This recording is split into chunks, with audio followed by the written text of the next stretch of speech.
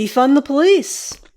A really bold move, one that's charged into the political scene, made itself known, and now is apparently not up for debate in polite society. Of course, I've never been a member of polite society, so is defunding the police actually a good idea? Instead of deciding to just stand on one side or the other of this political divide on this particular issue, let's look at it as a legitimate proposition. For those of you who are saying, Alison, stay in your lane, this has nothing to do with men's issues, I beg to differ. Men are the predominant victims, both of crime and the social factors that lead to crime. And while I've criticized the cops and the criminal justice system in the past, the police are majority male. And if we're pondering eradicating a majority male organization based on accusations of deliberate malice, I'm going to be right there to at least look into the issue to see what's what and see if there's a plausible defense for those accusations, because I am a men's public defender, one of the very few. And everyone accused of felony misogyny or felony masculinity deserves a defense. Now, there are two critical questions here that I want you to keep in mind. One, should we defund the police? And a related question, two, what's causing the increase in murder all across the U.S.? These are Chicago's homicide numbers. Sunday, May 31st, 2020, was the deadliest day in Chicago in 60 years. In 2016, Chicago saw a sharp spike in homicide. For the previous decade, homicides had been well under 500 a year. In 2016, they spiked to over 760, a number not seen since the worst years of the 70s, 80s, and 90s. 2020 is set to beat the record set by 2016. There's also something disturbing about the pattern of increase in homicides in Chicago. I originally found all of this information while feeding my paranoia over Brian's safety in Chicago. So I'll remind you all that we are currently putting on a fundraiser to give Brian a hand out of Chicago. Go here to support that initiative. And I know you're probably laughing at me, but this is actually a very challenging, very difficult mental challenge to get your finger to the right place to go, to hit the eye to go to that fundraiser. This is sort of a really important issue for me. Brian has been one of the few people that have really supported me throughout all of this time doing this work, emotionally and also in terms of assistance in putting this work out there. So for me, it's really important to be able to give him a hand out of what is becoming an increasingly untenable, both in terms of crime and also politics situation. So if you would be willing to help me do that, I would really appreciate it. And this isn't a hand out, it's a hand up. He's going to be doing additional work at HoneyBadgerRadio. So it's a win-win. More content, and we get him out of Chicago. All right, back to in typical years, the curve representing yearly cumulative murders slowly rises in the winter and spring months, rises more sharply in summer, then levels off in winter. In 2016, 17, 18, and 19, each year's curve, the ones that are mapped here, each year's curve resembles the same sinusoidal path. If the numbers start low in the beginning of the year, they remain low even during the summer increase. So they sort of stay in their lane all the way up. 2020 doesn't look like that. 2020 started the year in the middle of the pack. So not quite as high as 2016, not quite as low as the lowest years. Then the curve started to do something different. Instead of a sinusoidal curve that stayed in its lane, which would have led to 2020 being an average year for murder, it jumped out of its lane, and the rate of violence accelerated, and 2020's homicide started to resemble an exponential curve, which is starts slow, boom, starts going up. An exponential increase in violence. I don't know if this will hold through the end of the year. But this kind of change in the pattern of violence should concern anyone. And Chicago is not the only city in which this rapid increase in murder is occurring. It's happening all across America. So what gives? During my tumble down this particular rabbit hole, I came across an article.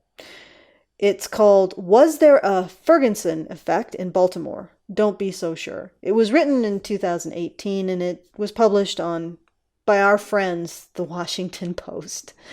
Written by a living argument that reptilians walk among us, Radley Balco.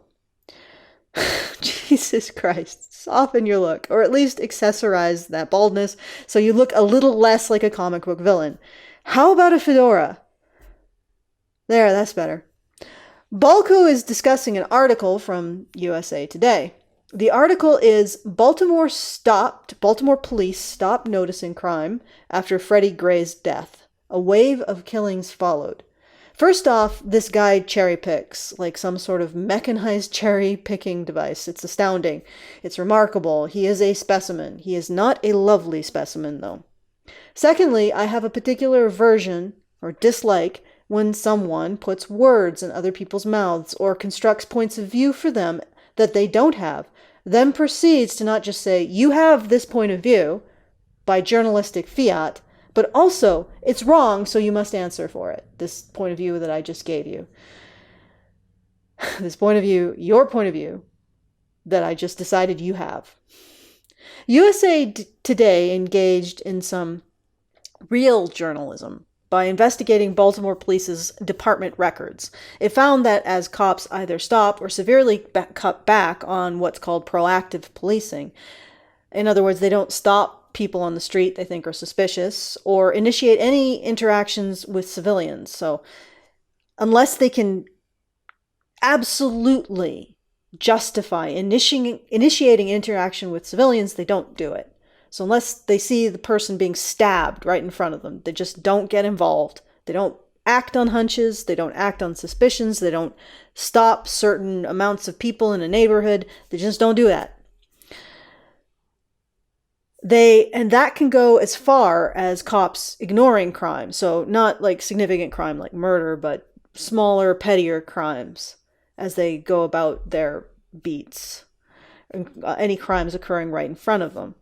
As cops cut back on proactive policing, in Baltimore specifically, violent crime increased. It soared. Now, Bradley, or Balco, seems hell-bent to blame cops for this state of affairs. But Baltimore entered in what's called a consent decree with the Department of Justice to resolve the findings that Baltimore City Police had engaged in conduct that violates the First, Fourth, and 14th Amendments to the United States Constitution, as well as provisions of federal statutory law. The consent decree includes prohibiting unlawful stops and arrests. And it can be sometimes very difficult to determine what is an unlawful stop or arrest. Many of the stops and arrests that police engage in, based on hunches or suspicions, may turn out to be completely erroneous, but some of them turn out to be retroactively justified. And that particular inclusion limits how much proactive policing is considered legitimate. So they start to restrict how much police can say, well, this was justified, because on average, we end up finding somebody carrying a gun or a knife. It's legitimate to stop people, which is fair enough. Oversight. The ultimate idea behind the consent decree is, of course, oversight. Oversight is really important. We should have oversight over the police and ensure that they are actually protecting and serving. And speaking of oversight, wouldn't it be wonderful if the institutions that govern what the majority of us regard as truth, I'm talking about media here, had some sort of civilian oversight over them, or any kind of accountability, or any kind of way that citizens can make them be accountable. And Balco's screed is a perfect example of what happens when media has a complete lack of accountability. Who do they answer to? They answer to themselves. That's always a recipe for, I'll just say it, it's a recipe for disaster, and we're seeing it right now. Now, Balco proposes that the reason why police restricted their active engaging in proactive policing in Baltimore is not because they were told to restrict it, which they were. No, instead he invents some lovely coconuts diddly-dee, and by coconuts I mean lies.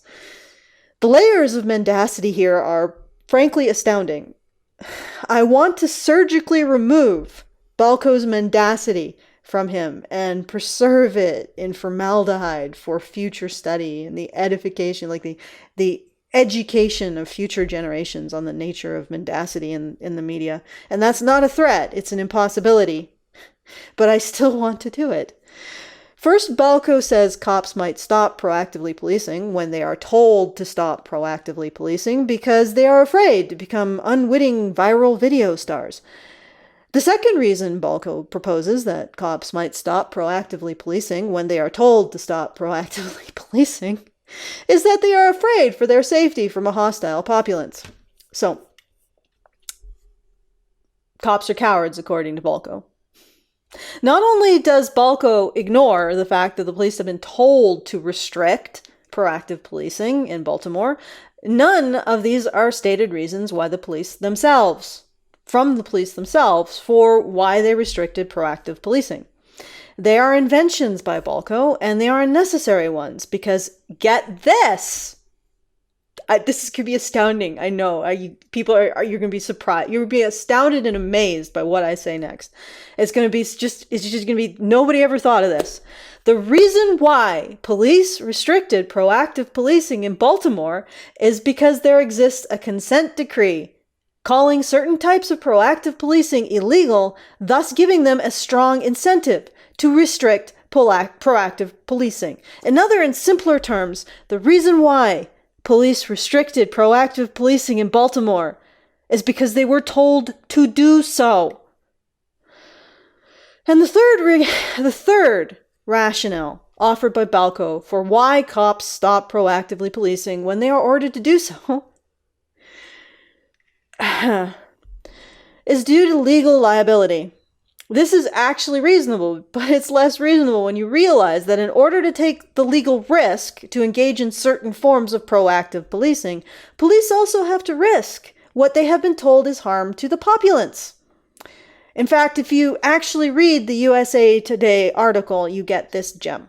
This is a quote.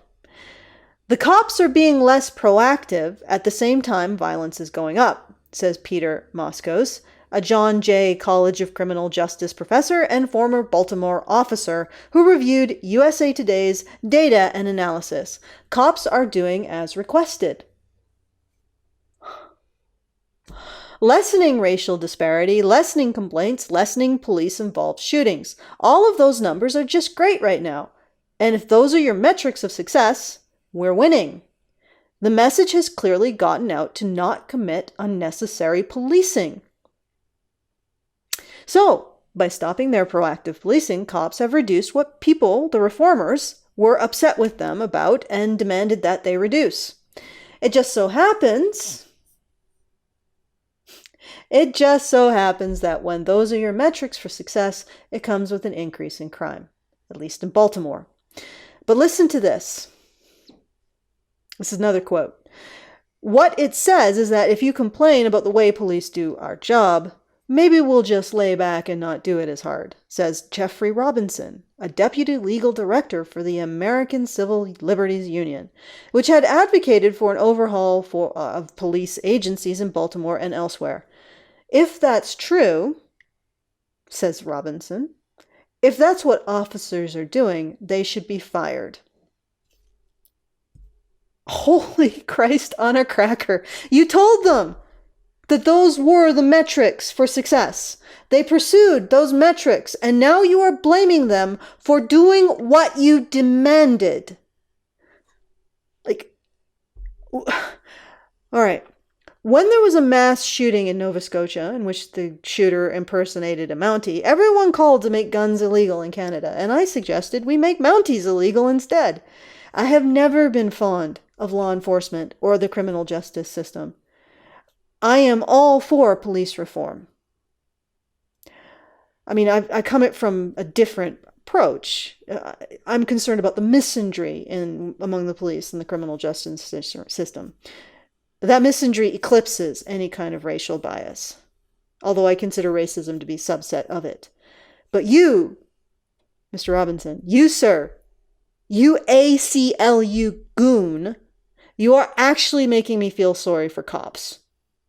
In order to keep proactively policing to the same degree as they did before you told them to stop, the police would have to risk doing what you said you don't want them to do. They would have to do this. They would have to engage in unwarranted contacts with civilians. The fact is that these unwarranted, you've told them to stop this. That means that no matter what, the amount of proactive policing before and after the consent decree will decrease. Okay? It just so happens that the police contacts, the unwarranted police contacts with civilians that you are targeting somehow related to a reduction in crime.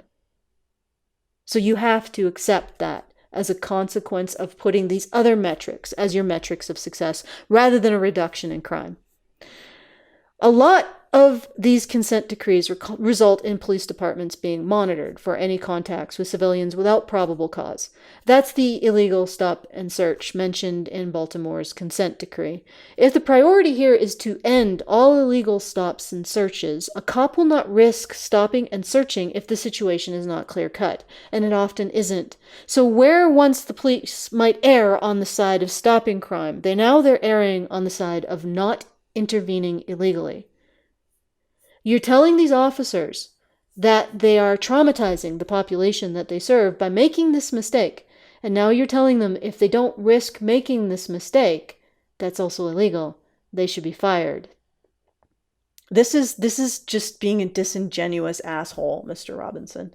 And then our friend Balco dismisses any police concerns with "you're just afraid of litigation."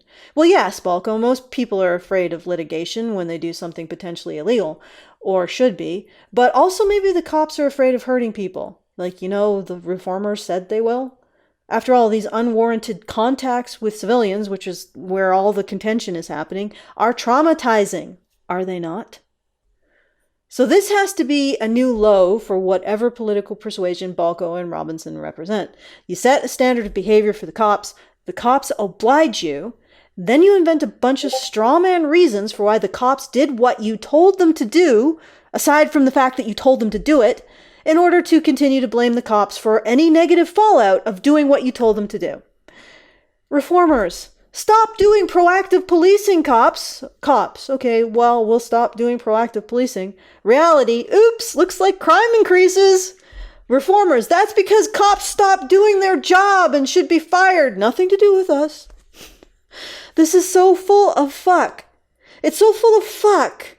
I'm beginning to think that this particular video is going to be censored by YouTube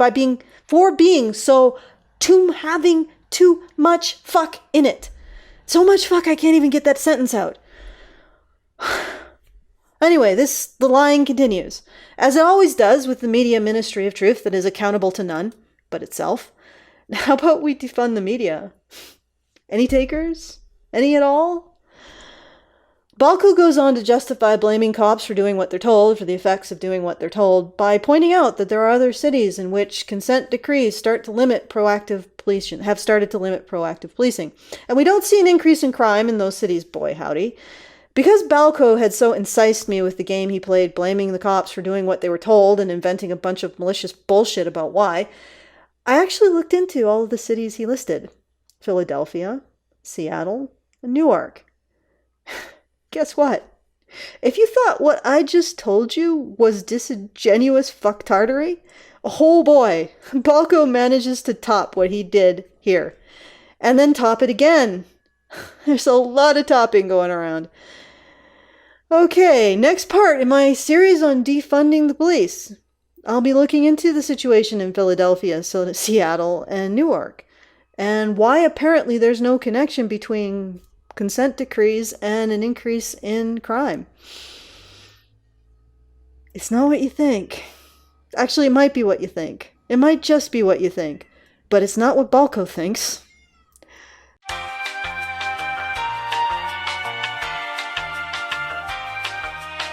Next part in my series on defunding the police, defaming the police, or don't be that police reformer. You know, the one that tries to justify police reforms through deflection, misdirection, and lies. Okay, and now on to a little bit of business. Brian is one of the two people. Brian is the producer at Honey Badger Radio, and he does a lot of work for Honey Badger Radio. He's one of the two people that have been most instrumental to making sure I keep doing this work and am able to do this work. One of the biggest resources and support systems. And he has volunteered. He was volunteering well before I was ever able to give him a wage to support him in the work he does. So he's given a lot to the community. And right now I have some concern over the situation in Chicago. It's not just the increase in violent crime across the U.S., it's also the fact that the International Conference on Men's Issues 2019, it became apparent that we are on the radar of Antifa, and Antifa has headquarters in Chicago. So as you can imagine, that could be a problem too.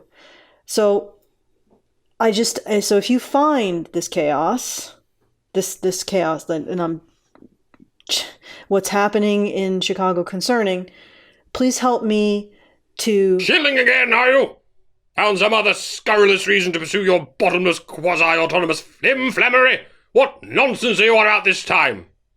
I'm posting the homicide statistics coming out of Chicago, you know, where Brian lives. Never! I mean nowhere! Prove it! Prove it? Prove what? Where Brian lives? Or, you know what? Never mind. Here it is. Good Lord! One of your senior rapscallions is stuck in that unletterable ejaculation of senseless violence. What are you doing sitting on your wide arse, you tatty twat? You never do anything worth doing. Get him out of there!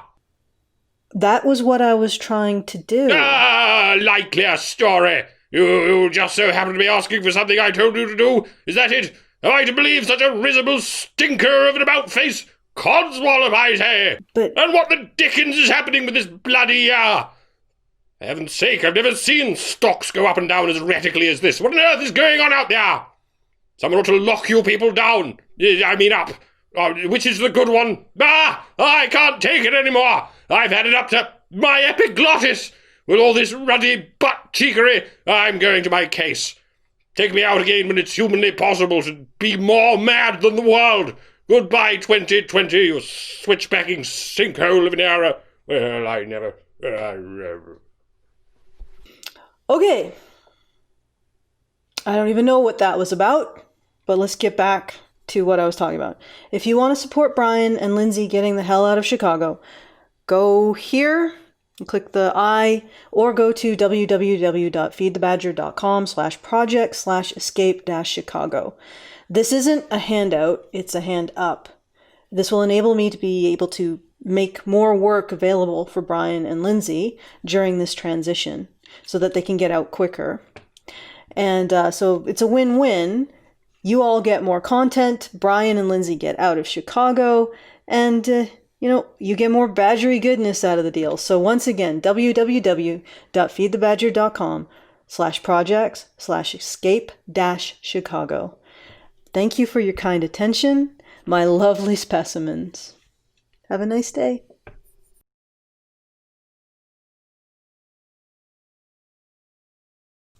This is the Chaos Agent. This is what I always have to deal with. She looks really small, but she puts every cubic millimeter of that walnut-sized brain to use. Endevilment.